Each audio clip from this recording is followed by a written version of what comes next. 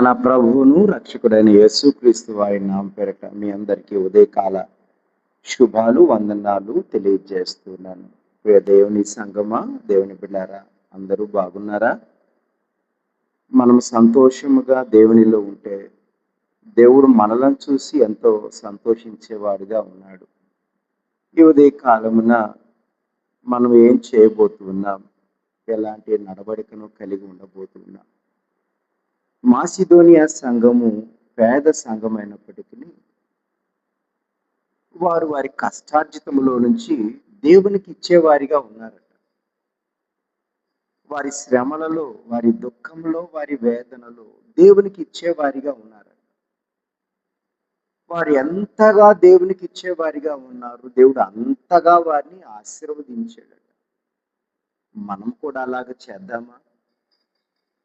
మనము కూడా దేవునికి ఇష్టమైన బిడ్డలుగా దేవుని పరిచర్యలో వాడబడదామా? చూడండి, ఉదయ కాలమున దేవుడు ఒక మంచి వాక్యముతో మనల్ని బలపరుస్తూ ఉన్నాడు.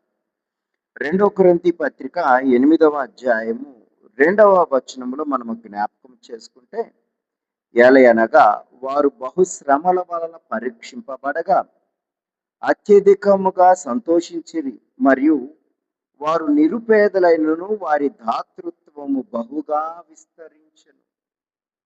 వారు ఎంతో శ్రమ పడుతున్నారట, ఎంతో కష్టములో ఉన్నారట, ఎంతో నిరుపేదలట. మనకైతే ఈ దినాలలో సమస్తము దేవుడిస్తున్నాడు. కానీ మనకు లేని గొప్ప గుణము మాసిదోనియా సంఘానికి దేవుడిచ్చాడు.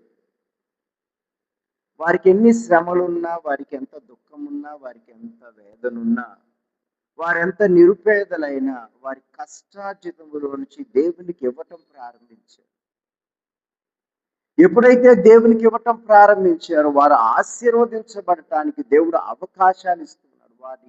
వారు ఎలాగ ఆశీర్వదించబడుతూ ఉన్నారు చూడండి. వారు ఇచ్చిన విధానాన్ని మనము జ్ఞాపకం చేసుకుంటే 3-4 వచనాలు చూస్తే, ఈ కృప విషయములోను పరిశుద్ధుల కొరకైన పరిచర్యలో పాలు పంపులు పొందు విషయములోను మనస్పూర్వకంగా మమ్మల్ని వేడుకొనుచు వారు తమ సామర్థ్యము కొలదియే కాక సామర్థ్యము కంటే ఎక్కువగా తమంతట తామే ఇచ్చిరని మీకు సాక్ష్యం చెబుతున్నారు.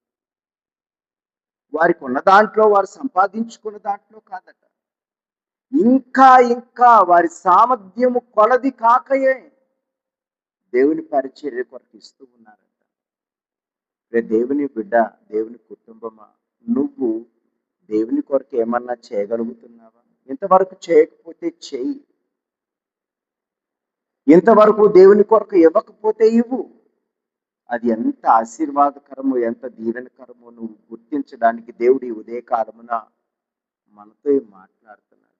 దానికి ఇకనైనా దేవునికి ఇవ్వటం ప్రారంభించు.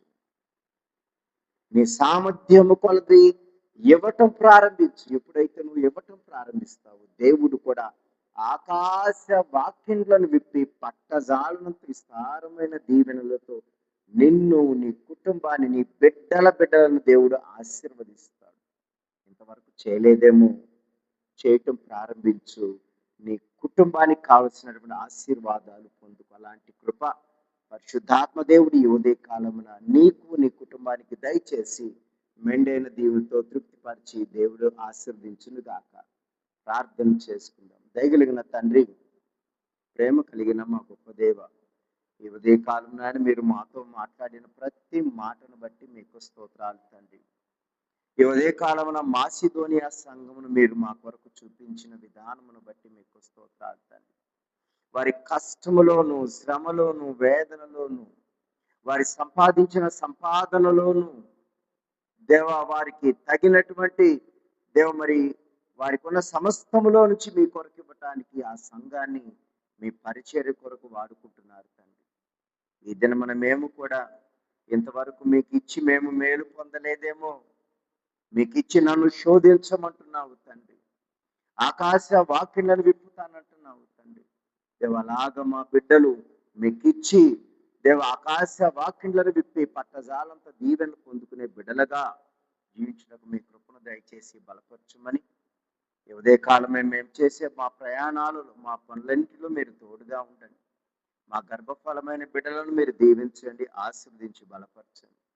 పగల ఎండ దెబ్బ అయిన రాత్రి వెన్నెల దెబ్బ తగలకుండా మా బిడ్డలను సంరక్షించి కాచి కాపాడుమని, దాని ద్వారా మీరు మహిమ ఘనత ప్రభావాలు పొందుటకు దేవుని కృపా కాపుదల సదాకాలం తోడైండును గాక. ఆమె తండ్రి కుమార పరిశుధాత్మిక త్రియేక దేవి దీవెన ఇప్పుడు అలా సదాకాలం దేవుని కృప మనందరికీ తోడైండును గాక. ఆమె దేవుని సంగమా, దేవుని బిడ్డారా, ప్రార్థన అవసరతలు ఏమైనా ఉన్నట్లయితే ఈ స్క్రీన్ మీద ఉన్నటువంటి నెంబర్కి ఫోన్ చేసి మీ ప్రార్థన అవసరతలు తెలియచేయవలసిందిగా మనవి చేస్తున్నాను. అందరికీ ఉదయకాల శుభాలు, వందనాలు తెలియజేస్తున్నాను.